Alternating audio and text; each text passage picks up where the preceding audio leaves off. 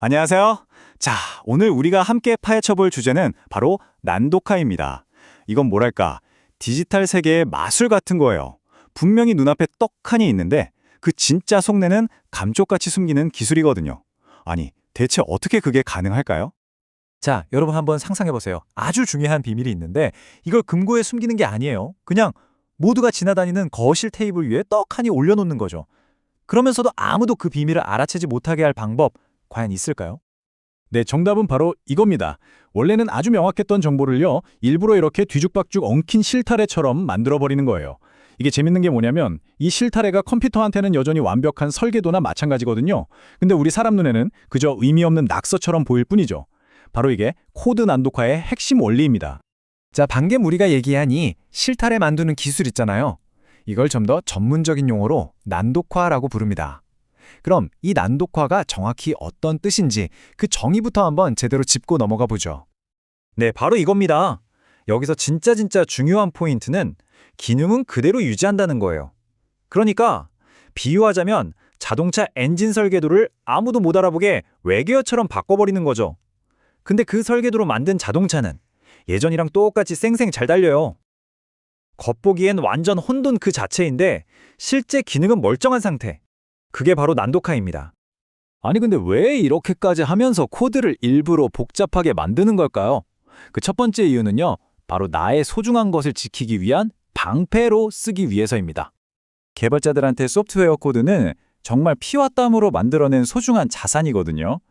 이 난독화가 바로 이 자산을 지켜주는 디지털 갑옷 같은 역할을 하는 겁니다. 경쟁사가 핵심 기술을 슬쩍 훔쳐가거나 나쁜 마음을 먹은 누군가가 프로그램을 불법으로 복제하고 막 바꾸는 걸 막기 위한 아주 중요한 방어 수단인 거죠. 이 방패가 막으려는 가장 큰 공격이 뭐냐면 바로 리버스 엔지니어링이라는 겁니다. 말 그대로 다 만들어진 제품을 거꾸로 분해해서 설계도를 알아내는 기술이에요. 해커들이 디컴파일러 같은 도구를 써서 이걸 시도하는데 코드가 난독화되어 있으면 이 과정이 너무 복잡해져서 사실상 포기하게 만드는 거죠. 하지만 이렇게 강력한 기술에는 늘 양면성이 있죠. 이 훌륭한 방패가 누군가의 손에 들어가면 자신의 나쁜 의도를 감쪽같이 숨기는 망토로 변하기도 하거든요. 네, 바로 공격자들 이야기입니다. 이 사람들은 똑같은 난독화 기술을 마치 투명 망토처럼 써요. 악성 코드를 이 망토로 싹 감싸서 백신 프로그램의 눈을 피하고 보안 전문가들이 분석하려고 딱 열어봐도 이게 도대체 뭘 하는 코드인지 알 수 없게 만들어버리는 거죠. 그 대표적인 도구가 바로 패커라는 겁니다. 이름 참 직관적이죠? 말 그대로 악성 코드를 암호화된 상자 안에 넣어서 포장해버리는 거예요.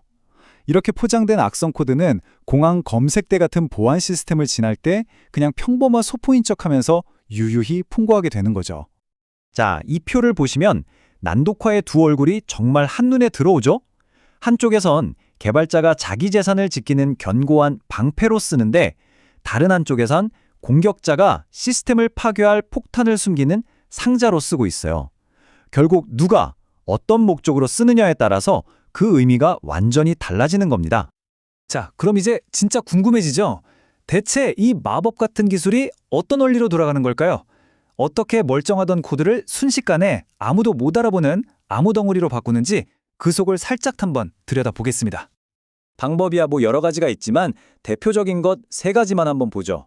첫째, 모든 이름 바꾸기. 유저 언더바 패스워드처럼 딱 보면 아, 비밀번호구나 하고 알 수 있는 이름을 H7B3X9 같은 걸로 싹 다 바꿔버리는 거예요. 둘째, 쓸모없는 우회로 추가하기. 이건 일종의 함정 카드인데요. 실행에 아무 영향도 안 주는 쓰레기 코드를 중간중간에 막 끼워 넣어서 분석하는 사람을 혼란에 빠뜨리는 거죠. 마지막으로 비밀 암호화하기.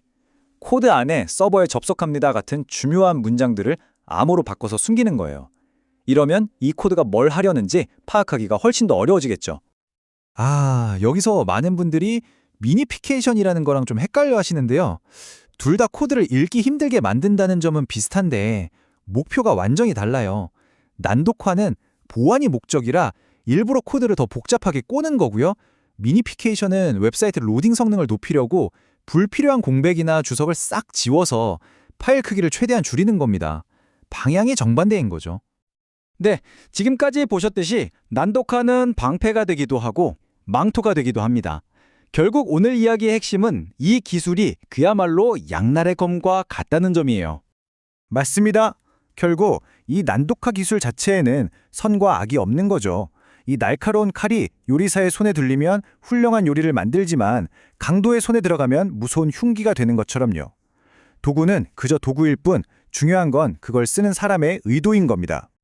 오늘 우리는 하나의 기술이 어떻게 보호를 위한 방패와 공격을 위한 망토로 동시에 쓰일 수 있는지 봤습니다. 기술은 계속 발전하고 어쩌면 앞으로 이 둘의 경계는 점점 더 흐릿해질지도 모릅니다. 여러분은 어떻게 생각하시나요? 오늘 이야기는 여기까지입니다. 들어주셔서 감사합니다.